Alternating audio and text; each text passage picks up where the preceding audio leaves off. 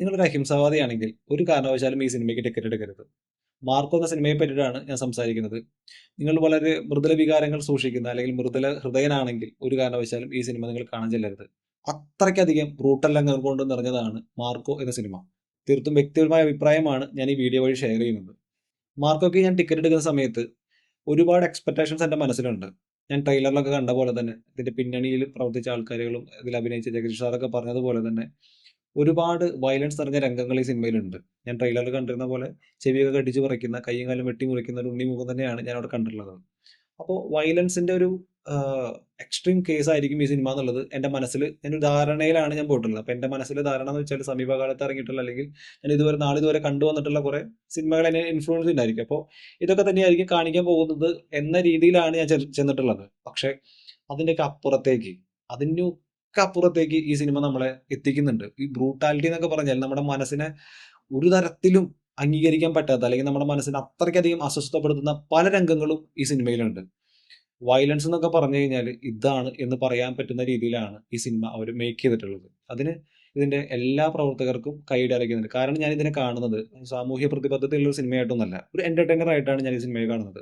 ആ എന്റർടൈനർ ആയിട്ട് കാണുന്ന സമയത്ത് കൃത്യമായിട്ട് അവർ പറയുന്നുണ്ട്, ഇത് അഡൾട്ട്സ് ഓൺലി ആണ്, എ സർട്ടിഫൈഡ് ആണ്, നിങ്ങൾ കുട്ടികളെ കാണിക്കരുത് എന്നുള്ളത് അവർ കൃത്യമായി പറയുന്നുണ്ട്. സോ അങ്ങനെ ഒരു സിനിമ നമ്മുടെ മുമ്പിലേക്ക് വരുമ്പോൾ ആ സിനിമയെ അങ്ങനെ തന്നെ സ്വീകരിച്ച് തിയേറ്ററിലേക്ക് ചെല്ലണം എന്നുള്ളതാണ് എൻ്റെ അഭിപ്രായം.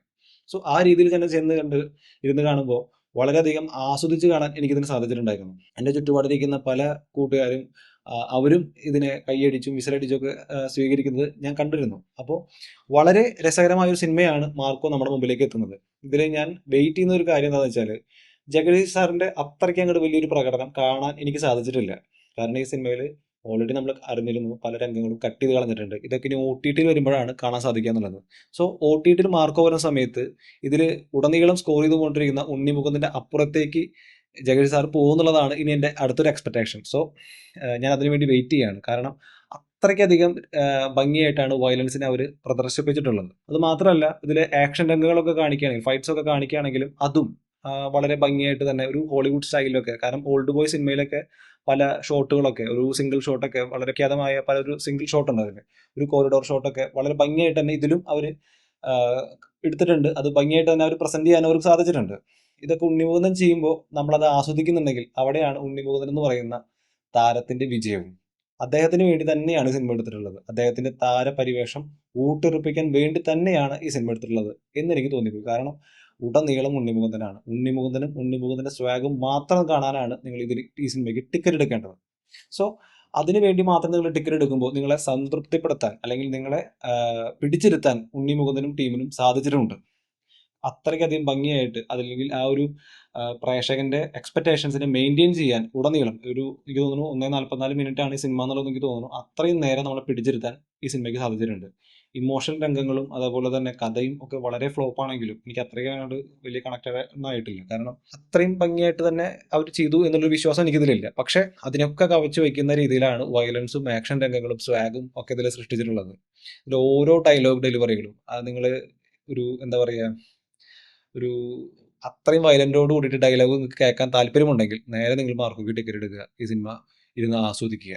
ഇത് മാത്രമാണ് എൻ്റെ അഭിപ്രായം എന്നുള്ളത് പറയുന്നത്. കാരണം ഞാൻ ഈ സിനിമ കണ്ടുകൊണ്ടിരിക്കുമ്പോൾ ഒരുപാട് പേര്, ഞാൻ ഫുൾ രാഗത്തിലാണ് സിനിമ കണ്ടത്. ഹൗസ്ഫുള്ളായിട്ടാണ് ഞാൻ പടം കണ്ടുകൊണ്ടിരിക്കുന്നത്. ഇതിൽ കണ്ടുകൊണ്ടിരിക്കുന്ന സമയത്ത് എനിക്ക് എല്ലാ കോർണറിൽ നിന്നും കയ്യടിയും വിസിലടിയും മാത്രമാണ് കേൾക്കാനുണ്ടായിരുന്നത്. അത്രയും ഹർഷാരവത്തോടു കൂടിയാണ് ഈ സിനിമ പ്രേക്ഷകർ സ്വീകരിക്കുന്നത് എന്ന് എനിക്ക് കാണാൻ സാധിച്ചത്.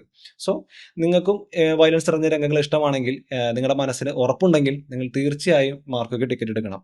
പക്ഷേ ഒരു കാരണവശാലും നിങ്ങൾ ഇതിൽ കുട്ടികളെ ഒരു കാരണവശാലും കാണാൻ അനുവദിക്കരുത്. OTT വരുന്ന സമയത്ത്, TV കാണാൻ വരുന്ന സമയത്ത് ഒരിക്കലും കാണാൻ അനുവദിക്കരുത്. കാരണം സ്ട്രിക്ട്ലി അഡൽട്ട്സ് ഓൺലി ആണ് ഈ പടം.